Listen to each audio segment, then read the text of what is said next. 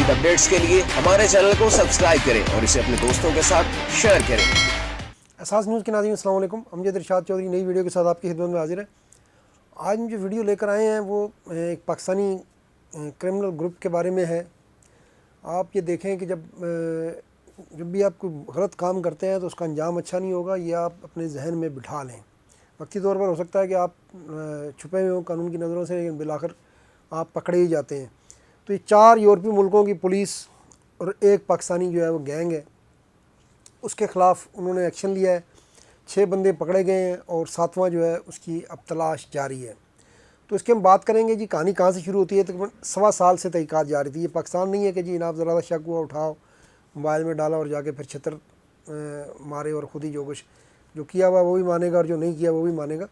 تو یورپ میں جو ہے وہ تحقیقات آپ کو پتہ ہے کہ بڑی مہذب طریقے سے ہوتی ہے، تشدد کا تو کوئی معاملہ نہیں ہے۔ پولیس کو پہلے ثبوت جمع کرنے ہوتے ہیں، ثبوت کے بغیر گرفتاری نہیں ہوتی۔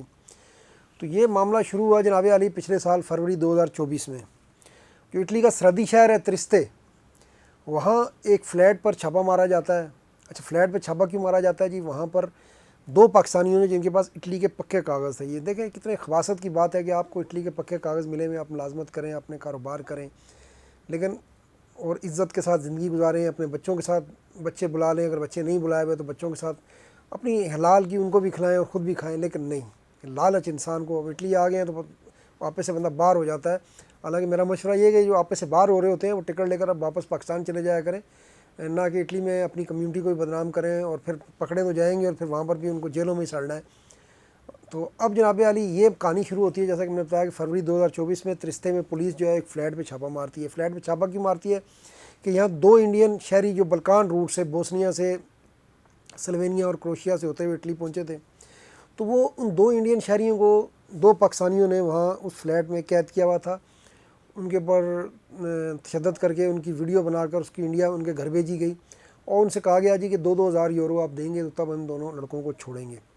تو وہ 2,000 یورو بالآخر ٹرانسفر ہوئے، جو پولیس کی انویسٹیگیشن کہہ رہی ہے کہ فرانس کے راستے پھر آخر ترستے میں ایک اور پاکستانی کے اکاؤنٹ میں آئے۔ اب یہ تیسرا پاکستانی اس میں ملوث ہو گیا۔ ان 2 تو وہ تھے جو ویڈیو بنا رہے تھے اور تشدد کر کے بھیج رہے تھے کہ ہمیں 2,000 یورو بھیجیں۔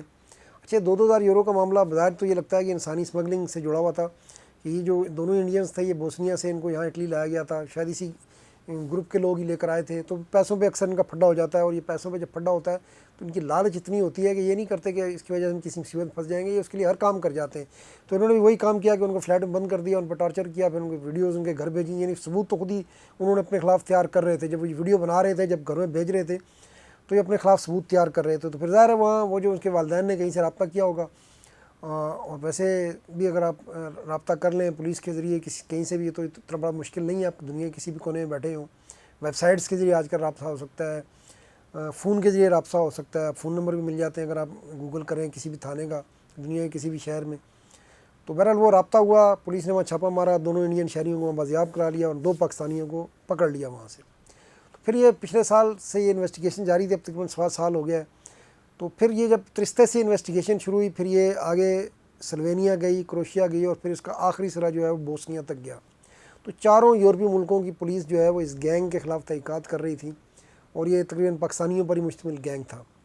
تو اب یہ 1.25 سال کی انویسٹیگیشن کے بعد، شواہد جمع کرنے کے بعد پولیس نے کارروائی کی ہے، اور اس میں 5 جو پاکستانی ہیں وہ تو پکڑے گئے ہیں جناب علی ترستے سے ہی، یعنی اٹلی سے ہی پکڑے گئے ہیں۔ اس میں سب سے زیادہ کردار ظاہر ہے پولیس کا ہی تھا، اٹلی کی پولیس کا تھا، جہاں سے یہ کہانی شروع ہوئی تھی، جہاں پہلا سرا ملا تھا۔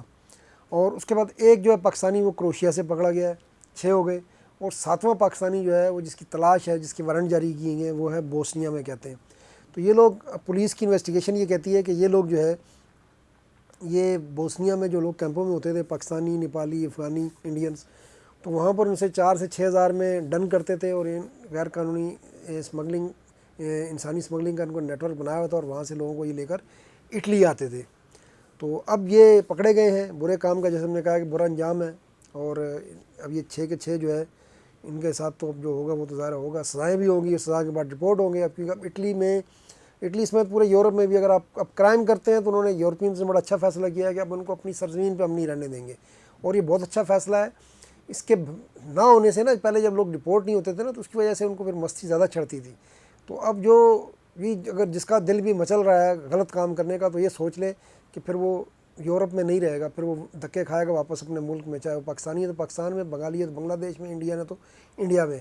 तो फिर वो ये सोच ले, और पाकिस्तान में तो जाएगा तो फिर पता है आपको, पाकिस्तान में तो एयरपोर्ट पर ही उसकी स्वागत करने के लिए हमारा इमिग्रेशन अमला जो है वो माशाल्लाह पहले ही तैयार होता है। उनको तो ऐसे मुर्गों की तलाश होती है। अभी एक हाल ही में भी मामला पेश आया कि एक बंदा कई साल पहले चला गया था जनूबी अफ्रीका, वहाँ उसने नेशनलिटी ले ली थी। नेशनलिटी लेने के बाद वो जनूबी अफ्रीका के पासपोर्ट पर हॉलैंड गया। हॉलैंड में ज़ाहिर है हॉलैंड वीज़ा फ्री था उस वक्त, लेकिन ये कि वहाँ पर आप रुक तो नहीं सकते, तो वहीं पर गैर कानूनी हो गया। हालांकि बस उसके पास जनूबी अफ्रीका की नेशनलिटी थी, लेकिन वहाँ जाके गैर कानूनी हुआ। हॉलैंड ने पकड़ कर वापस जनूबी अफ्रीका भेजा, फिर जनूबी अफ्रीका वालों ने उसकी नेशनलिटी कैंसिल कर दी और फिर उसको अब डिपोर्ट करके वापस भेजा गया। तो सियालकोट एयरपोर्ट पर जब उतरा है तो उसे FIA ने गिरफ़्तार कर लिया। हालांकि बाज़ार देखा जाए तो उसका पाकिस्तान में उसने कोई जुर्म नहीं किया, अगर उसने कोई कानून तोड़ा भी था तो हॉलैंड में तोड़ा था, उसको सज़ा मिल गई डिपोर्टेशन की। लेकिन अब ज़ाहिर है जो माहौल है वो हम आपको बता रहे हैं। तो इसलिए अगर आप बाहर जुर्म करते हैं तो बाहर अलग सज़ा भुगतेंगे, और जब पाकिस्तान पहुंचेंगे तो पाकिस्तान अलग से सज़ा भुगतेंगे। तो अब ये पाकिस्तानियों पे खुसूसी मेहरबानी है, इसलिए मैं सबको मशवरा दूंगा कि आप ऐसी हरकतों से बाज रहें, किसी भी किस्म के क्राइम में मुलव्वस ना हो। अगर अल्लाह ताला ने आपको एक मौका दे दिया है एक अच्छी जगह पे जाने का, आप इटली पहुंच गए, स्पेन पहुंच गए, किसी भी यूरोपीय मुल्क में पहुंच गए और वहाँ आपके कागज़ भी बन गए, सबसे बड़ी बात है, तो उसके बाद आप उसकी कदर करें, हलाल रोज़ी कमाएं, मेहनत करें, अपनी कम्युनिटी को भी बदनाम ना करें, अपने मुल्क को भी बदनाम ना करें, वरना फिर इन 6 पाकिस्तानियों वाला हाल होगा। और सातवां जो भागा है वो भी ज़रा आज नहीं तो कल पकड़ा जाएगा। टेक्नोलॉजी का दौर है, आप जो कुछ करते हैं मोबाइल फ़ोन से करते हैं, मोबाइल फ़ोन जो है वो आपके ख़िलाफ़ सारे शवाहिद जमा कर रहा होता है। और अब जो है जैसा कि हम बार बार कह रहे हैं कि इटली में ज़ीरो टॉलरेंस है। अभी 1 मई को जो कंसर्ट हुआ था वहाँ पर देखें 3 लोगों ने वहाँ जो है ख़वातीन के साथ बदतमीज़ी की, तो उन तीनों को, वो तीनों तुलबा थे, यानी स्टूडेंट थे, गैर मुल्की थे, उसकी नेशनलिटी नहीं बताई तालिब काम ने कौन थे, तो उन तीनों को डिपोर्ट कर दिया इटली ने फ़ौरन। तो अब जो है बिल्कुल ज़ीरो टॉलरेंस है। अगर आप कोई भी क्राइम करेंगे, ख़वातीन के साथ छेड़छाड़ समेत कोई भी क्राइम करेंगे, तो आपकी कम से कम सज़ा डिपोर्ट है, और जेल में तो जाने, अगर कोई बड़ा जुर्म किया तो आप जाएंगे। आज के लिए इतना ही, इंशाल्लाह फिर मिलेंगे। अल्लाह हाफ़िज़। मज़ीद अपडेट्स के लिए हमारे चैनल को सब्सक्राइब करें और इसे अपने दोस्तों के साथ शेयर करें।